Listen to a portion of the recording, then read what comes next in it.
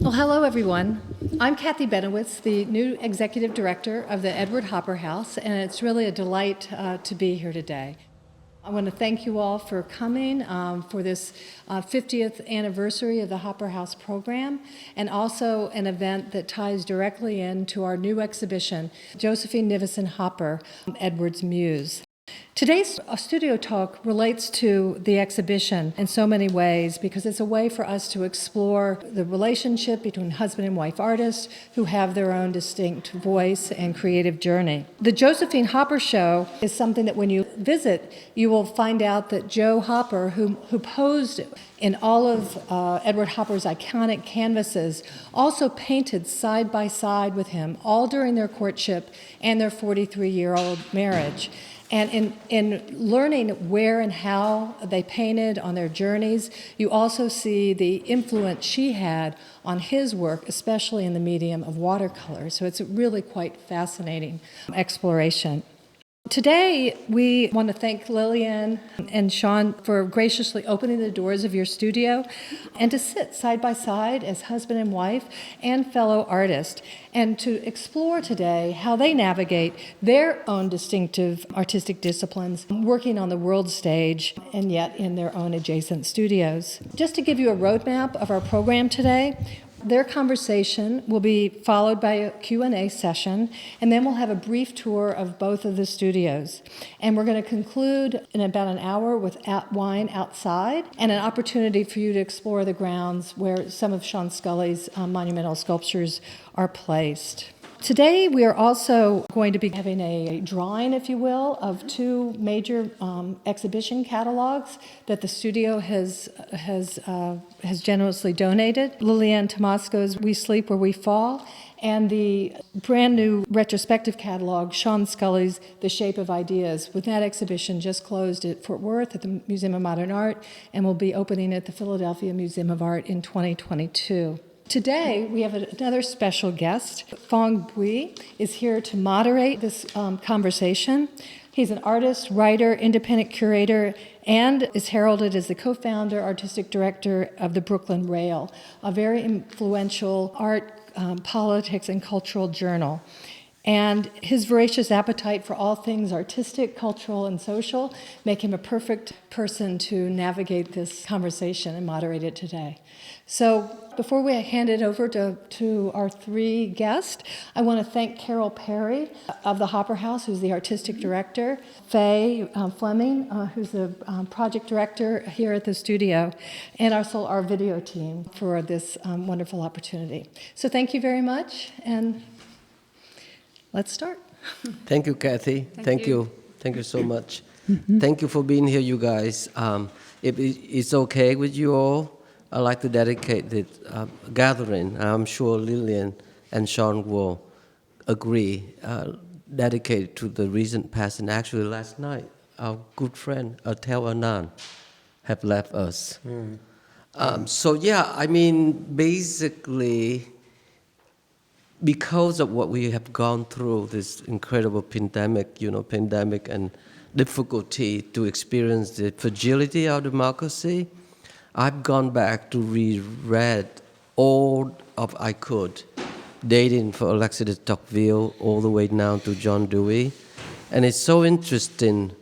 Just before last night, I got up in the morning and I just reread Civil Disobedience, Thoreau, 1849 classic Civil Disobedience, which was written right after he was put in jail for one night for not paying taxes, knowing the tax will be fed into the institution of slavery and the U.S. war against Mexico.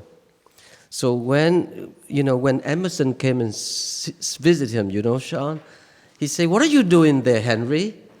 And his response was, "What are you doing out there?" So it's so interesting to think about that kind of refusal to go along with whatever our government tells us to do. We experience there's an incredible friction. There's something such a threat to this fragility And I've been thinking a little bit about philosophy. Sean and I have been talking about all kind of inherent difficulties, and I'm sure Liliane would agree. But basically, we've been thinking about, do you remember when you were a college student, freshman year, you would take, philosophy 101? Or even some introduction book to philosophy, really.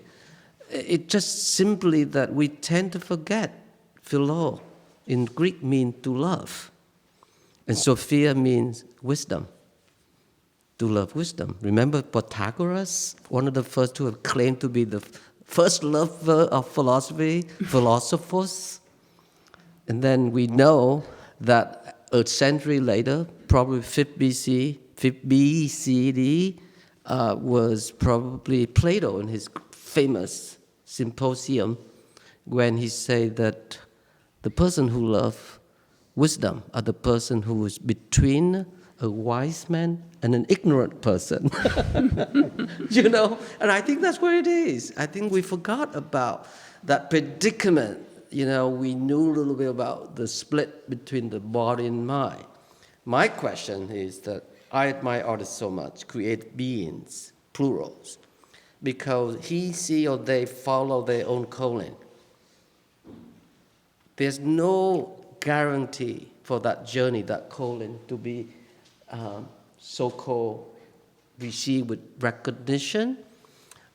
We know there's plenty of terrific poets and writers and artists who never really quite enjoyed their fame. Or, I'm happy that Sean is super, appreciated, and he doesn't take it for granted. Liliane is becoming more well-known, and she doesn't take it for granted. What I do, I don't take it for granted, because I talk to people like this all the time. So we are what I would refer, deeply, profoundly appreciate what John Keats termed negative capability, the ability to deal with uncertainty, with fear, with anxiety, without the need to reach out for justification for the calling. You can't say that about politicians, can you? You have a political agenda, and if it fails, you're not going to repeat it. Same thing with businessman, business person. You have an idea to make money. If that fails, you're not going to repeat it. But an artist fails, it's fantastical. Mm-hmm. It's terrific. You know what I mean? I was looking at Liliane's painting. We were discussing about the bold, almost equal black line that came down in a vertical formation, but it fragmentized. Is it a figure? Is it an alphabet? A letter of some sort? Is it indoor, outdoor? All of it. Wherever it is, it has an incredible presence. And that's exactly what we're talking about here.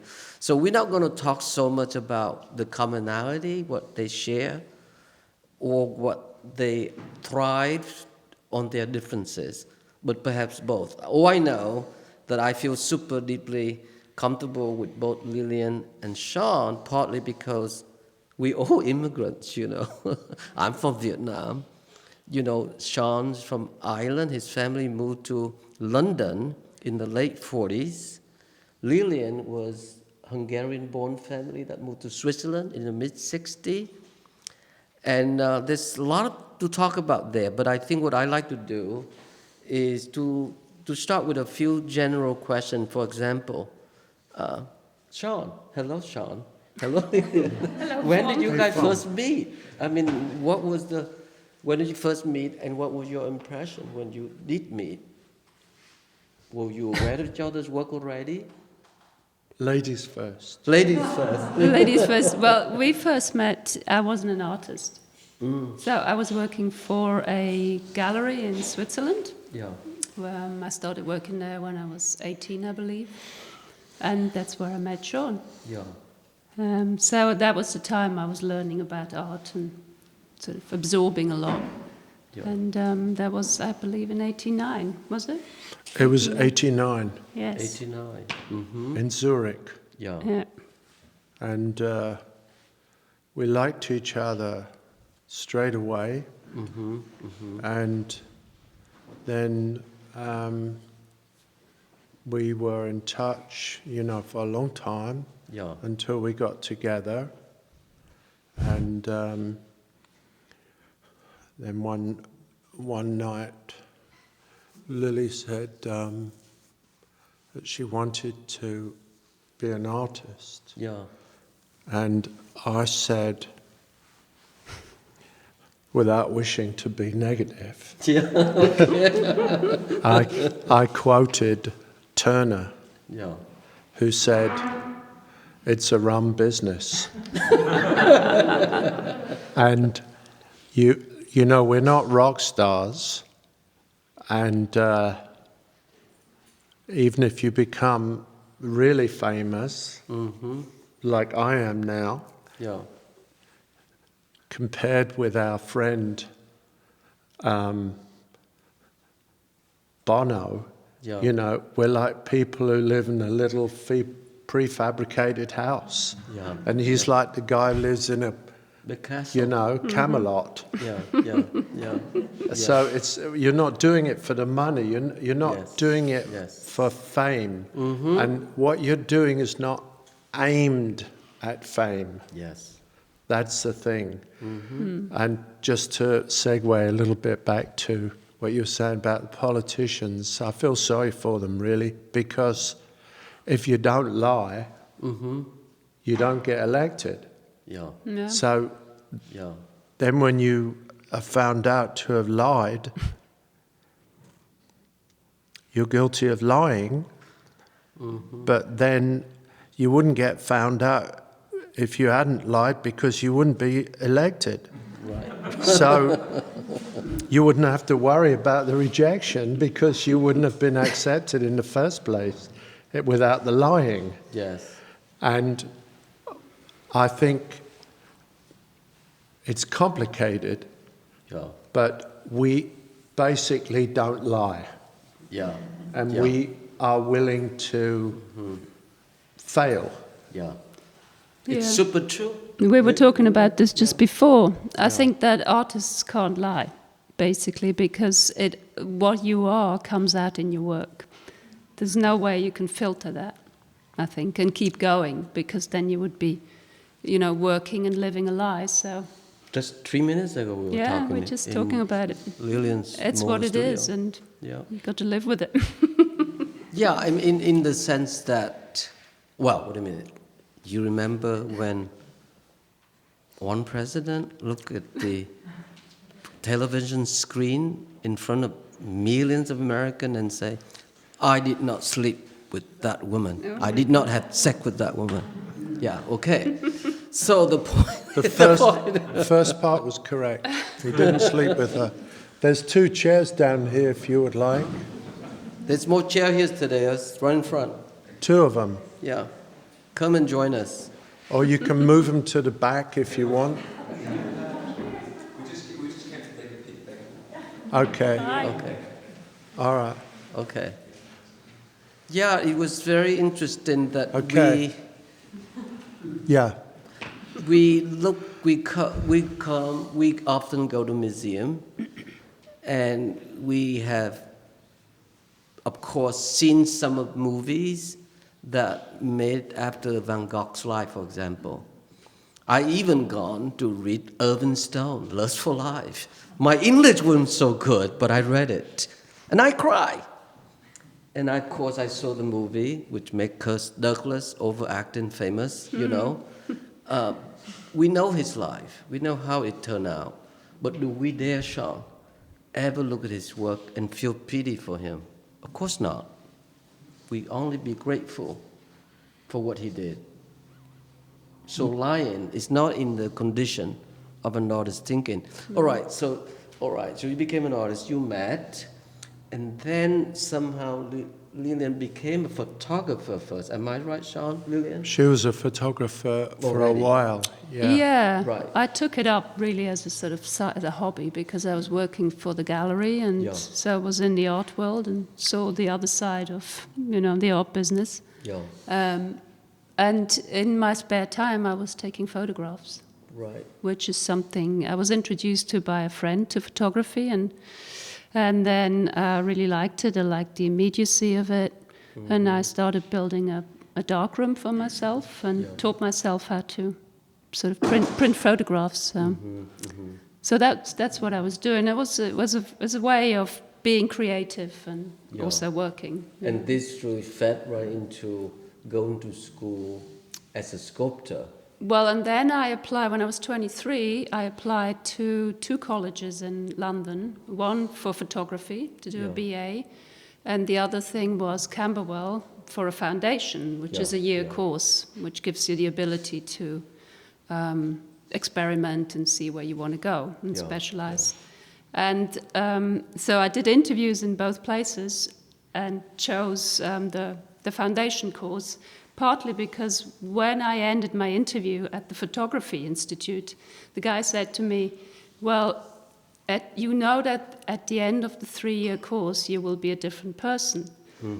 And I thought to myself, oh, that sounds like brainwashing to me. So, so then that really, because I was actually set to go to photography, to do photography, and that put me off.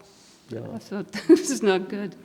Wow, So, it's so interesting to me. yeah, I so mean, it's just that sentence, it did it for me. Did it for you? Yeah. No, but it's interesting because you began with photography, and then you became a sculptor, so you really immersed yourself in sculpture. And then you become a painter. I think with Sean, he became a painter from the get-go, super early. Even your vision of the stripe painting appeared very early, maybe mid or late 60 even. Am I right, Sean? In a little painting of a cactus Yeah. on a shelf. Yeah. I kind of got religion, is the way I would put it. Yeah. It was so strong and moving that I became awkward socially Yeah. to my friends. Yeah. Not that I was awkward socially, I've never been. Yeah. But I became peculiar Yeah. in my drive. Yeah. And I never had the problem that Lily had because none of them accepted me. So since I was only accepted by one, which was it was a school for dunces, I went. It was fantastic. And you know, there was a sit-in at Croydon. That's where I went, where a lot of very interesting people went, by the way, slightly renegade people. And, you know, they had all these sit-ins in the 60s, late 60s, which I thought were, I thought they were amusement in some way for rich kids to complain about something. You know, we want rights to be students, which they already were. Right. They wanted the rights to be what they already were. So then they said, yeah, let's, you know. Incredible political motivation, isn't it? Incredible. And I had a painting on the floor, stapled, you know, canvas, and it was up against the wall. And they would walk back and forth. They made their headquarters in my studio, if you can imagine. It was a room not quite as big as this, and I just carried on painting while they had the headquarters of the revolution there. It was quite, because I was bourgeoisie. What? And of course, I was the only working class kid in there. I was really the only one. And I said to them, if you step on that, I'll smash your face in. And then they would have to walk around this painting. That's great.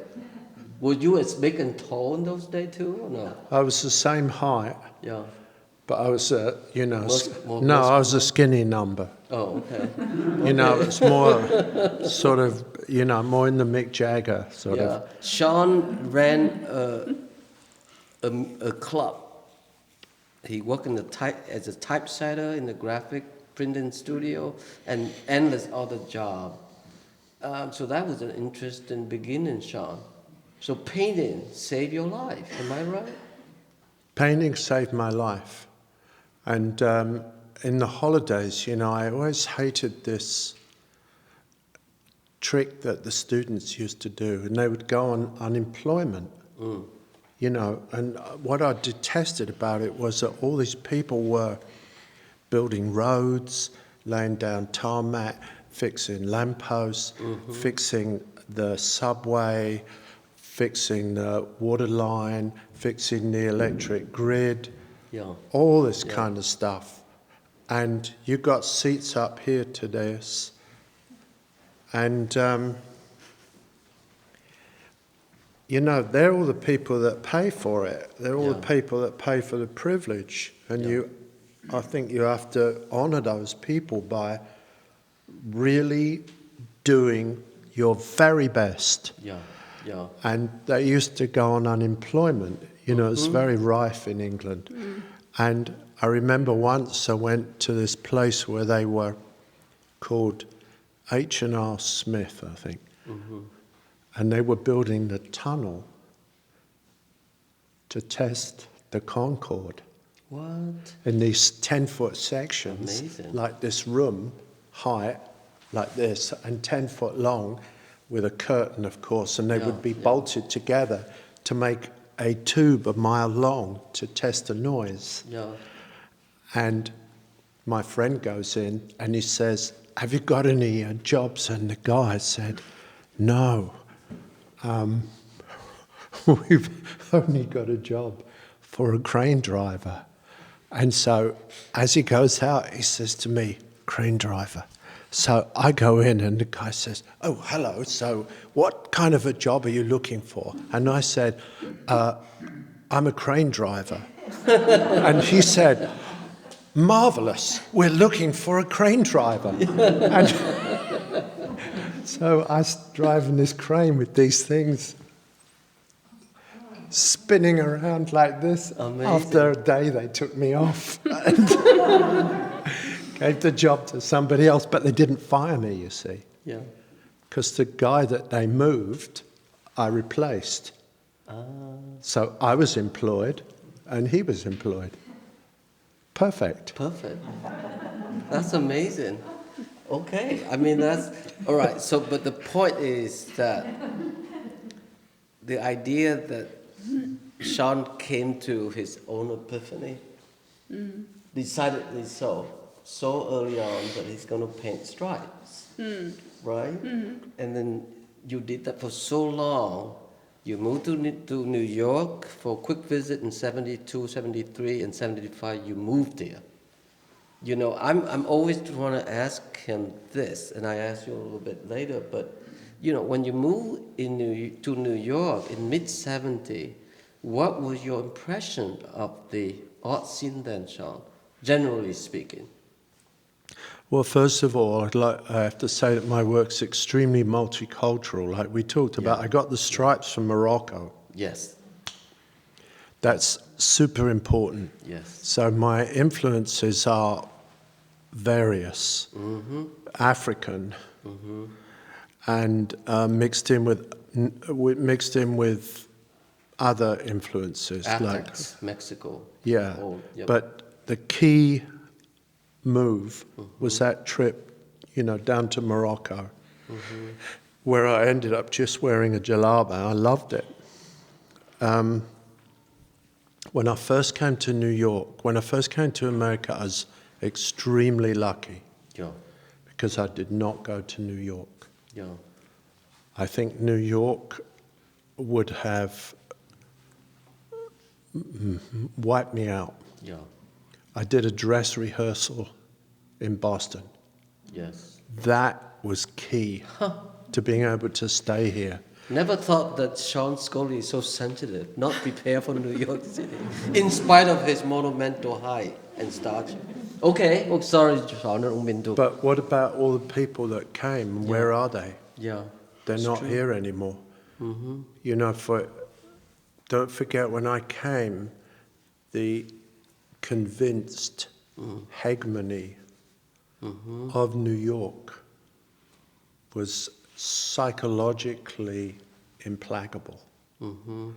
No one would have imagined Yeah, in 1975 that in 1980 New York would simply fall flat on its face yeah, artistically.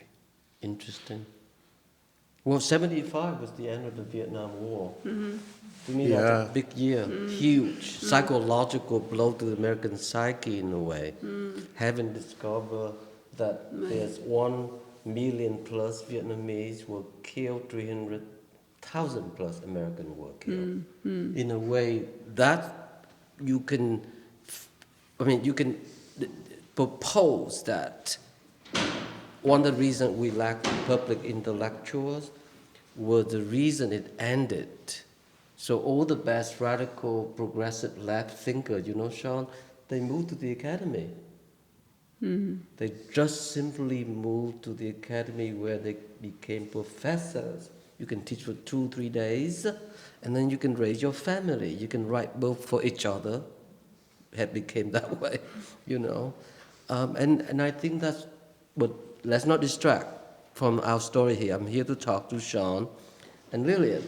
Fantastic. 75, 80, New York was laying on its back, Sean. No, not in 75.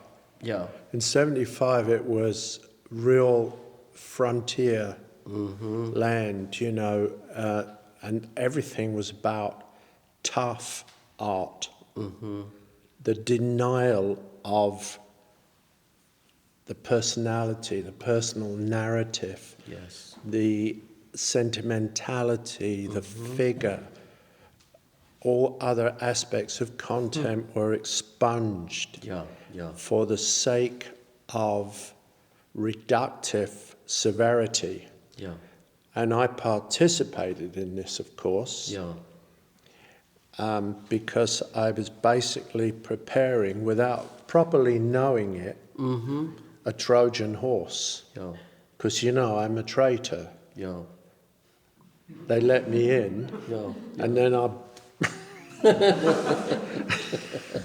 and I wasn't grateful. Yeah, So it was really an extraordinary, abrupt change.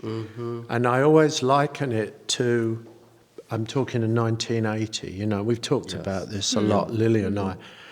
And because Lily also knows, that what it's like to be in Europe and the relationship to history and so on, and what you have, the toolbox that you have is maybe another way of putting it. yeah.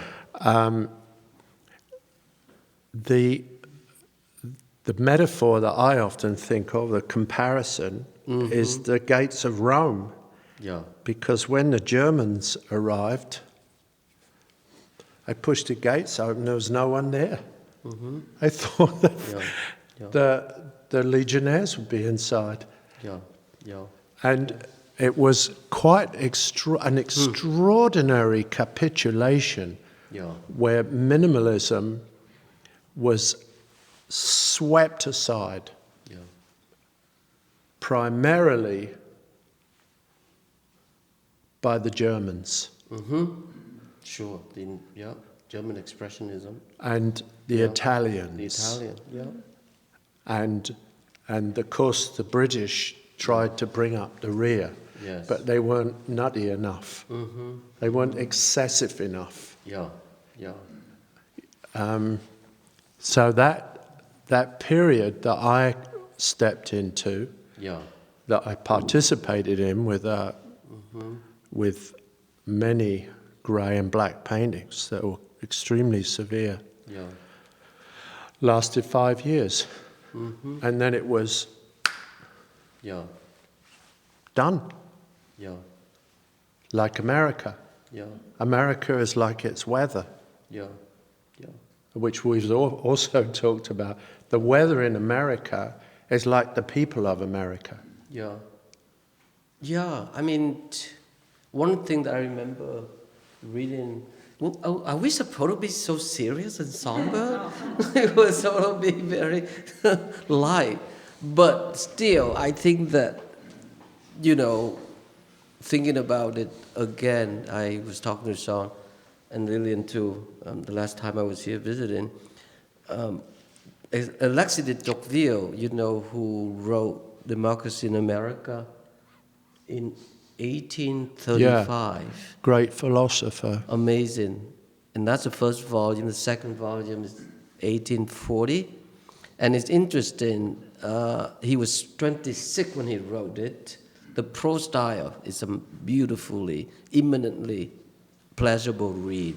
You know how American president, any one of them, love to quote when they can, right, Sean? It's interesting, though, in the second volume, I believe in chapter 26, he quoted Machiavelli, the prince, and he was warned in American fragility where the middle, holding the both sides, the left and the right, so to speak, the tyranny of the minority is 50%, and the other is 50% belong to the tyranny of the mass, of the majority. And there's no middle to hold them with great strength and effort, equilibrium. It will be disaster. And that's what we have experienced. But going back to being an artist, that's what we do all the time, right, Sean? I mean, we deal with that fragility, the strength, even when I see your work, particularly now, with the robust line that we were looking at. I mean, that's super masculine, as much as your stripe, Sean. Yeah, a friend of ours said to Lily, well, Lily, now you paint like a man. You've got to get a big studio. Okay. Right? Our friend Steve said that. Yeah, but so that's okay. Bring back to you. I mean, how do you? How did I?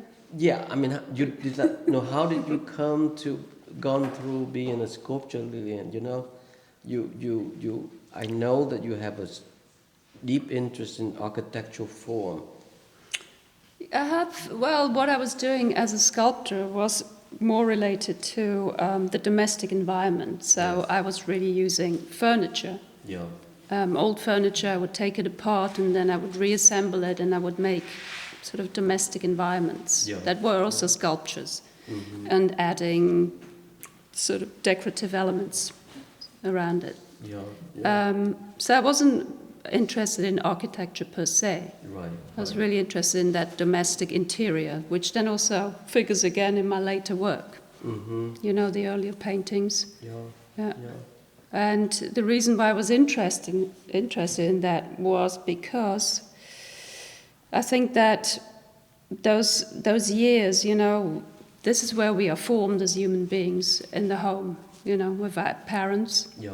And so I think it's such a crucial time, Yeah. and everything happens there. Yeah. And so I come from a family that was very very unhappy. Yeah. And, you know, the energy that gets released doesn't go anywhere because there's walls. So it gets contained and then you, as a child, absorb it and you have to do something with it. So It's so interesting because you talk about briefly your admiration for Bonnard. yeah. And Bonnard is a painter of great intimacy to the point where sometimes objects absorb into the environment. You know, it's if they are part of the you know, the light condition that sort of saturate everything, you know. And it's interesting about the idea of intimacy too, because that's something I feel deeply that you share with Sean, because when Sean declared war against the minimalist sort of doctrinaire, machine-made aesthetic removed from human warmth, so to speak. Yeah. I think that's when you decided not to tip anymore those stripes. It's just hand painted entirely and reveal your gesture, which is in a way the body and the mind predicament again. I mean, I often ask, how would the mind be to be housed in the body? Isn't that a weird way of thinking? Yeah. How would the mind to be housed in the body? What's your answer for that, Tom? Well, not in your skull. No, really seriously. I mean, you mediate that differently, but I mean, how does that happen to you? How does that occur in the course where you decided, I'm not going to tape anymore those edges, Charles. I'm going to paint it hand-drawn or hand-painted freely. It was very difficult, I remember. You know, because habit leads to more action based on the habit, Right. which leads to more action based on the habit, which reaffirms the history, the personal history. So you have to get into a fight with yourself. But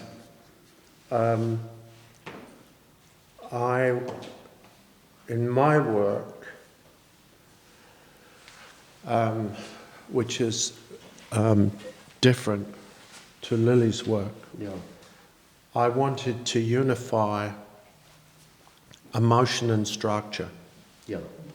And I think that what I'm working on is something that was latent in the work of Cézanne Yeah. that has not actually yet been resolved in abstract painting. Yes. And that is what I set myself. Can you be more specifically, Sean? You mean late Cézanne or? Oh, I mean probably the mountain paintings, yeah. Yeah. And now we got a place, by the way, where we see the mountain every day. Yeah. Yeah. When we go out to get shopping, we say, oh, look, there's Mont Saint-Victoire. Yeah. And it just is a big lump. Yeah. But I wanted to and want to unify the heart and the mind in a single style, Yeah. which I believe has not yet been done in abstract painting. You know, if you take Mondrian, for example, that's very puritanical for me. Yeah. And de Kooning, who Liliane is very related to, Yeah.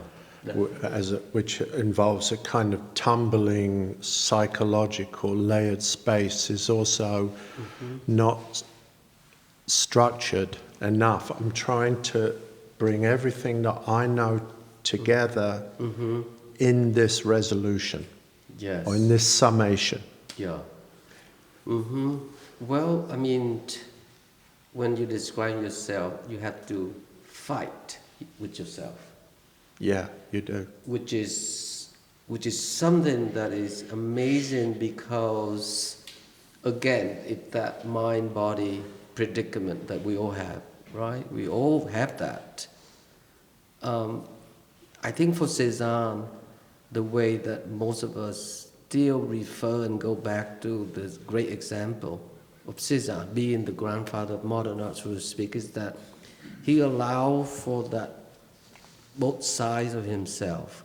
There's Cézanne who's filled with anxiety, monumental anxiety. In fact, early Cézanne was painting of destructive themes, like rapes, like orgy, like And murder. desperate painting, yeah. Strong and violent. He thought that he can be like Delacroix. He doesn't have the facility to paint like Delacroix. No, of course.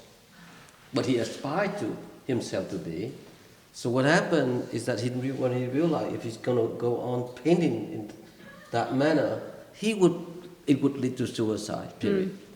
So when he met Pissarro, an older painter, who sort of encouraged him to work from life, why don't you set up still life, so you can go in day out day in, just painting routinely to exercise your monastic being, or go out and paint landscape with me. Is that what you're saying about Sean? Because there's a side of you so enormously electrified with that energy, that self-destructive.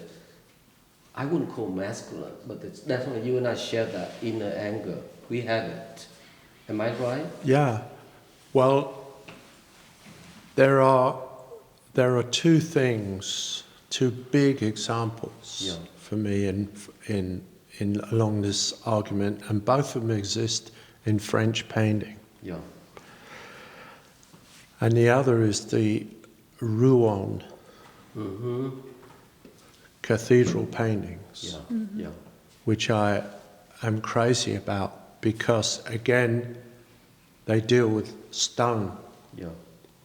And it's no accident that I make sculptures with stone.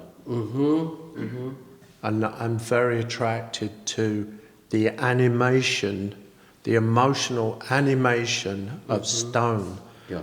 When this might sound a little far-fetched, but when Lily and I went to Australia,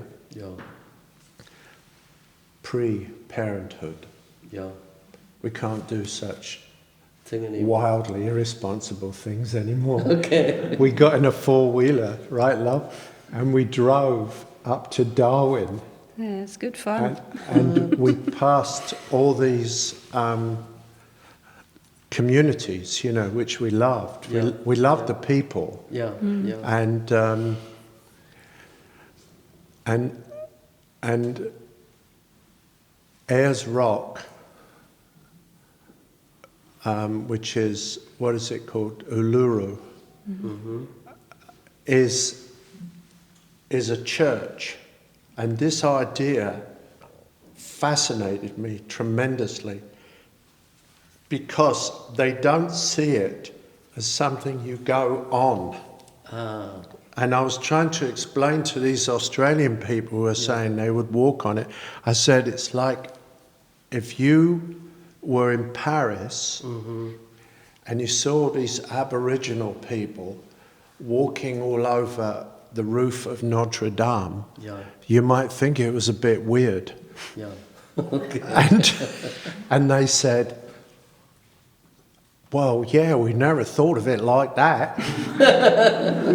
But you've got a point there. And that's how it is for the Aboriginals. Everything that you need is already in there. And this corresponded perfectly to my idea of emotionalizing, in a sense, something that's as solid as rock. And that's what I'm trying to do.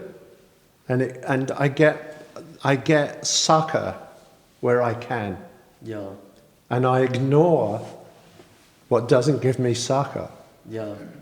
So I'm a selective shopper. Yes, you certainly are. Anyway, Lily was also driving the four-wheeler, right? Yeah, very scared. On the red road. Yeah, because you have to keep a certain speed. You can't go too slow because then the vehicle just goes, you know. So you have to go at maybe 80 miles an hour, so you sort of skid across.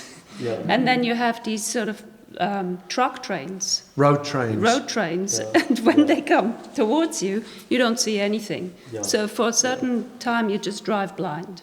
And you hope for the best. So this is fantastic. before Ocean was born, so we're talking about maybe... Yeah, we wouldn't do it now. 2004. 2004. Yeah. Evidently, when the British first landed in Australia, so they were sort of going around with the Aborigines, you know, and then they saw these hopping animals, you know, and they sort of asked, what is that animal? What is that? And they say, kangaroo, kangaroo. It meant that we don't know what the hell you're talking about. We don't know what the hell you're talking about. Oh, that's what it means. Yeah, kangaroo. It's so interesting. Kangaroo means we don't know. So Liliane, let me ask you about the transition from intimate interior through your sculpture work. There's definitely a sense of intervention. There's a certain rupture. Yes. Definitely the way that you dismantle them and reassemble them different ways. Yeah, giving it a new life. Right. So there's a sense of transformation. Right. So you have the old that's present, but Yeah. represent it Right. and transformed, which is sort of, slightly irritating. Yes, definitely. But how would you describe from having gone through that body of work and then make that transition to painting? Well, when I made the transition to painting, the part of the reason why I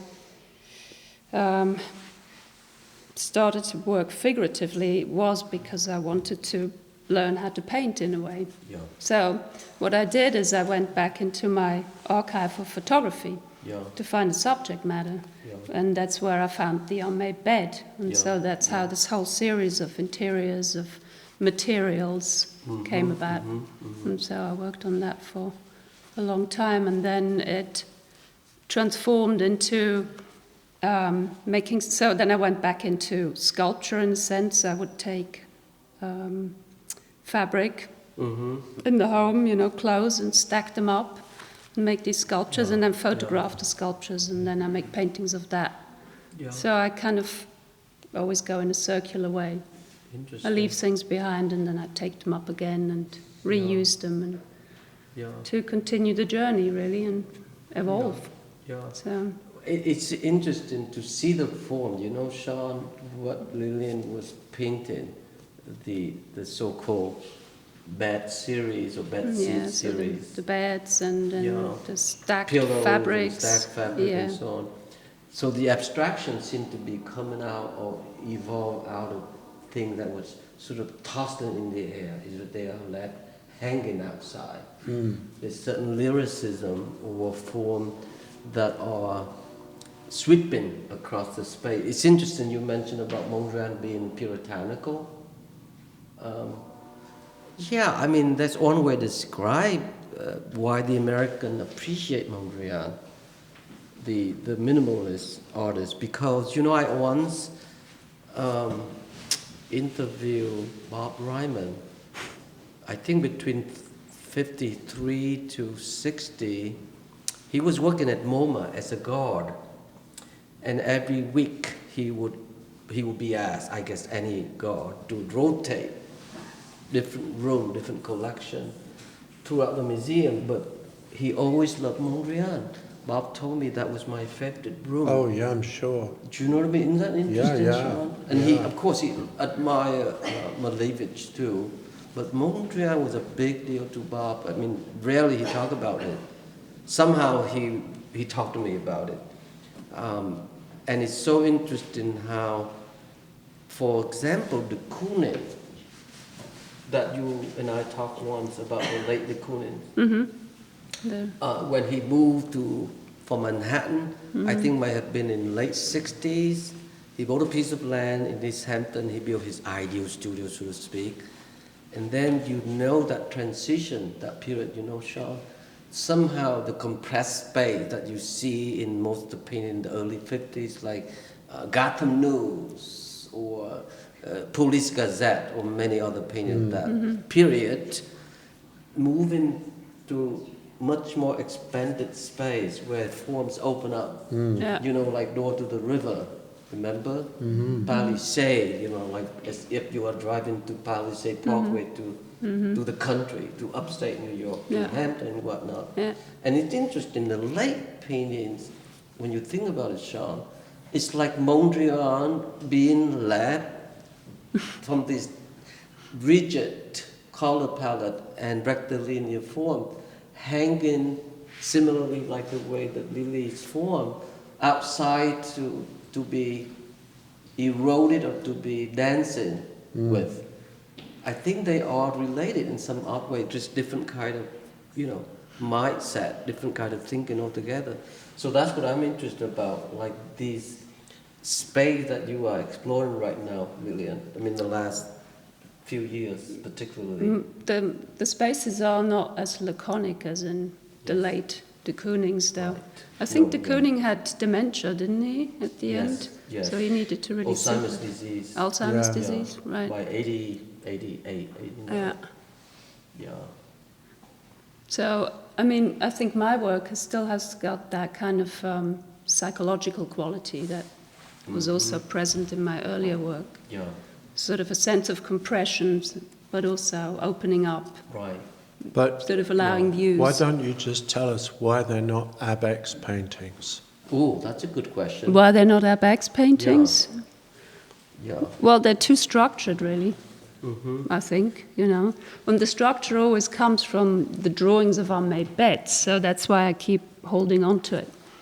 That's always the initial point, how I Yeah. start the paintings. They couldn't have been as Sean. No. Because by the second and the third generation, the New York school came to the tail end because there's too many people painting so-called so that they look like abstract expressionism.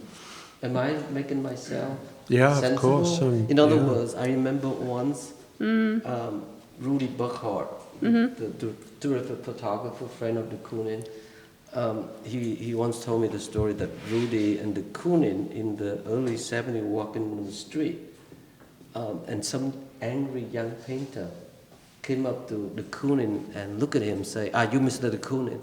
And he said, "Yeah, I'm de Kooning." He said, "How do you like it when everybody's painting like you?" And he looked at this young painter and he said, "Well, that's not my problem, because everyone know how to paint good de Koonings, but none of you guys know how to paint the bad ones." So there's no way that Liliane can be the third generation or fourth generation. Liliane's making her own painting. Yeah, that's such an interesting remark. There was an exhibition once of Albert Pinkham Ryder, Ooh, yeah. and they showed all the forgeries, because Very important American painter. Albert Pinkham Ryder, who thought there was something out there, was very successful, peculiarly in Scotland. Yeah. But you can imagine these little sooty paintings Yeah. could go in these big houses in Scotland Easily. and get more sooty Yeah. Yeah. because they Easily. had fires all the time, Yeah. set for 2 weeks a year. Yeah. And Wow, They what a crazy idea, Sean. but they showed all the fakes, Yes. and the fakes were better than the real ones. That's awesome. And That's that's what de amazing. Kooning is getting at. Yeah. Because there's not tragedy Right. in the There's fakes. struggle. Yes. They Yeah. just look so fabulous. Yes. Mm. Wow. There's no problems. What a democratic aspiration. Love it, love it, love it, love it. Actually, just to let you know, there was a show of our Pinkham Ryder at the Welland Museum that just closed. It's very sad. I didn't manage to make it, but my friend Amanda wrote a wonderful review of the show. And when Pollock had, as you know, not a verbal person, when he was interviewed, only one interview, radio interview, when he was asked among the American master who would be the most that he admired, and he said Albert Pinkham Ryder. Yeah. So interesting. Oh, he's an artist. Yeah, Very internal. yeah. I mean, I think we covered pretty much. Has it been already an hour today? Yeah. Yeah? I think we'll turn to some questions from the audience. Yes, why don't we Yeah, do that? come Is on. that Well, all right? first of all, so thank you very much. This has been fascinating. So what we'd like to do is take a few questions. If you could raise your hand if you have a question, I'll call on you, and we'd like you to come to the mic so that your question can be heard. So does anyone have a question right off the bat? Yes. Hope you don't mind if I take my mask off for a second. I'd like to ask Sean, in your recent work, there have been a lot of side trips into figurative painting and other avenues, not so much your sculpture, which fully comes back to your painting, but in other ways where I wonder if they kind of circle back into the mainstream of your painting, or if they're just little alleys that go here and there, and you know how you see them in the context of your whole work. Well, I answered that question to somebody the other day, who actually didn't ask, but I thought of it, so I volunteered it. Both detours involve children, and they don't involve art. I didn't really do it for art reasons. I did it because I was very moved to do it. In other words, my artifice was overcome by love of children. And the gun paintings were painted because of a tragedy. A little boy got shot by a policeman in Cleveland. So I made the gun paintings.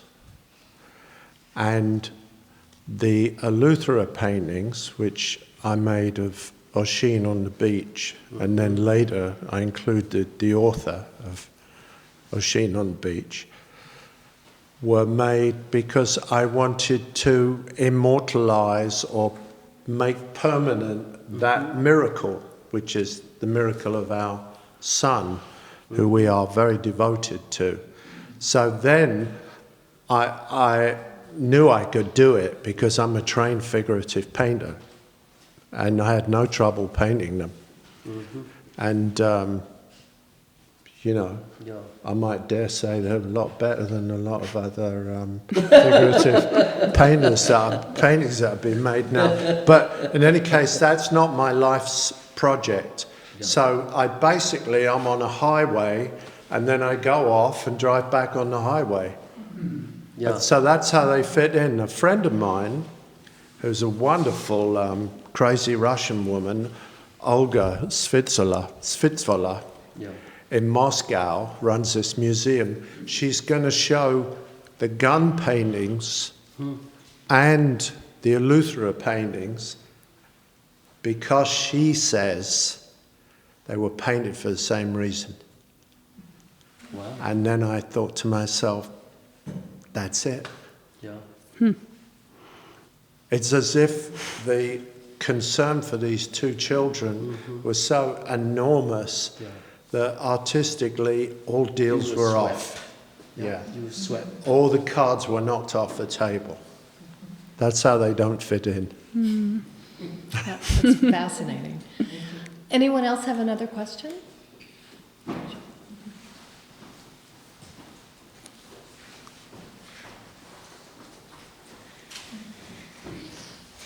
So this is a question for Liliane. I'm not quite sure how to ask this, but you talked about in your earlier work sort of thinking about the domestic environment, and you mentioned having an unhappy home situation growing up. Now that you're a mom, and I see all this color, could you talk about sort of I don't know if it's really whatever you want to say about your current home life and how that might have changed your expression in your work? Yeah, well, first of all, being with Sean is a fantastic thing. It has been a great journey. And, you know, the arrival of Oisin made it kind of perfect for us, I have to say. It's been wonderful. It's the best thing ever. It's better than art. And for me, personally, it's very important to have a harmonious and happy home life. It's the fundament. Otherwise, I can't do what I'm doing. In terms of the color, I think, it's very positive. my work, and I think there's always a shadow looming too, and that will never go away. But it's it's 20% of the surface, so it can stay there like that. So I like the question because you sounded almost like Barbara Walter. You know? No, I mean, don't be fooled by Liliane's beautiful lyrical gesture and the gaiety of color that may evoke a sense of optimism. There's a nasty side. You see the certain kind of energy of anarchy. There's some graffiti mark making. There's some kind of very, very destructive energy there too. And that's what makes the painting so amazing, because it's allowed for that overlap. There's certain urban environment energy as much as the aspiration for harmonious domestic life, so to speak. So you just have to sort of look a little bit closer and look longer, prolong the viewing experience. And you see the repertoire of them. They change in shape and form quite rapidly, There's one painting, if you go through that door and you see what I mean. I've been asking Liliane, don't touch that painting and don't put it away. And, if you go through the door, it's right in front of you on the way out. Yeah. And look at that painting for a long while, and then we'll talk in the next 10 years, okay? So, yeah. Is there another question from the audience? Yes. If you come up, please. This is fun. It's almost reminded me of middle class. Middle class, actually. Yeah. Gretchen was the teacher of Oisin. Oh, really? Oh. And a painter. Cool. And appropriately, for a school teacher, Yeah. casting your mind back to when I was at school, Yeah. her name is Kane. Oh. So I forgot my question. Anyway, it's wonderful. I came to see, I'm so delighted to see these beautiful paintings. Transformation. You spoke about this, Liliane, and Sean, your paintings do have a quality of transformation, very much so. So I'd like to hear more about the inner aspects of transformation in the process of making art, and the aspects of transformation in the viewing of the so-called product for each viewer. And maybe, is it possible that art has that quality? Maybe it's only individual, maybe it can be transformative for a larger audience. But, as a almost 70-year-old struggling artist, what's it all for? So, big question, and I'll stop now. Do you want to go first, Liliane, or Sean? Gentleman first, maybe. Okay. Well, yeah, it's a big question, but to answer it as simply as I can, I think that sublimation is very important in this process of transformation. Just to say it very simple, without wishing to give art history course, you have Abek's paintings, and that, in my opinion, was the highlight of American art, where you have this mix of the distressed and the hopeful coming in this mélange, the collision of destruction and expansion, making Abek's. And there's lots of problems in Abek's paintings, and then that deteriorates morally and psychologically into colour-filled painting. So by the time you get to colour-filled painting, I really do believe that the issue of transformation is lost. So my belief is that in a style for the spectator and for the person making it, you're coming together invisibly, there has to be a degree of repression. Not everything can be offered quickly, and there has to be some issue of difficulty, and this involves transformation. You don't get nothing for nothing, in other words. You get something for toil. So making work that is obviously or simplistically attractive is quicker in and quicker out. Yeah. So would you say that it can't be too beautiful or too facile? Too attractive? Facile, yeah. Because I'm not even sure what beautiful is. Yeah, beautiful is I think you're beautiful, and you keep telling me you're not. So, we keep disagreeing on this subject, on the subject of beauty. Yeah. So let's say facile. I would say facile and overused word decorative, but if something is facile, like Frans Hals, Frans Hals, a wonderful painter, by the way, and not wishing to kick anybody. I mean, they are gorgeous paintings, but of course, if you compare them with Rembrandt, they don't have the tragedy that you find in Rembrandt, which puts you close to some notion of what you think God might be. Liliane, you want to follow that a little? Yeah, I think there has to be struggle. And the struggle has to be visible somewhere. Otherwise, there is no transformation or sublimation, because, as Sean says, you see it, you love it, you leave it.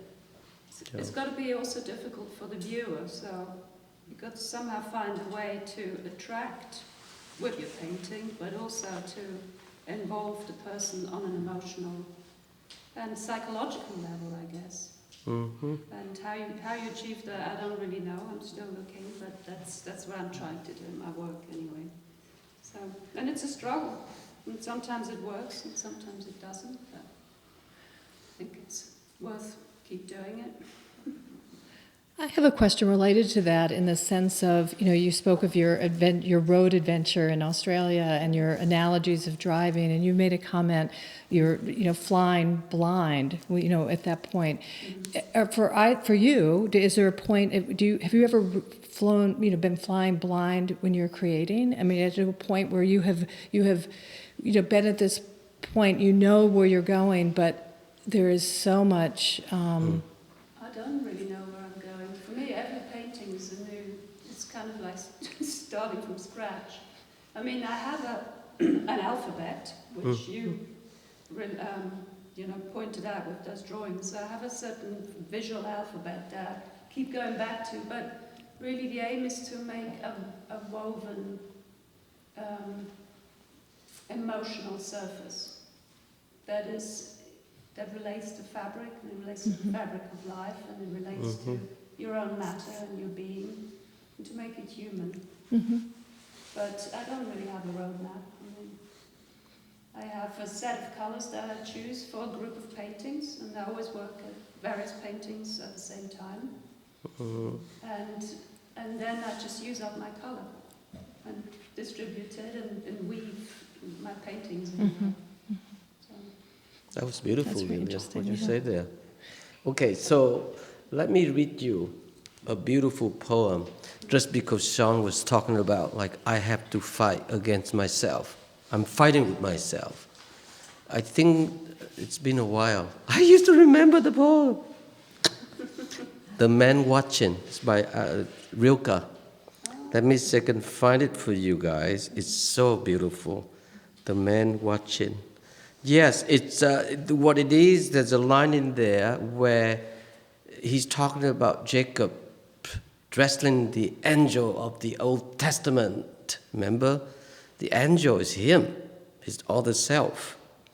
Very important to know that we have that within us. That's why I guess I just mentioned from the get-go, right away, that we have that internal, ongoing, I would say, dualistic nature is so deep. And I think that I brought that to bear, what we have gone through, Sean, this fragility of democracy, because democracy meant that you had to be constantly aware, working on it.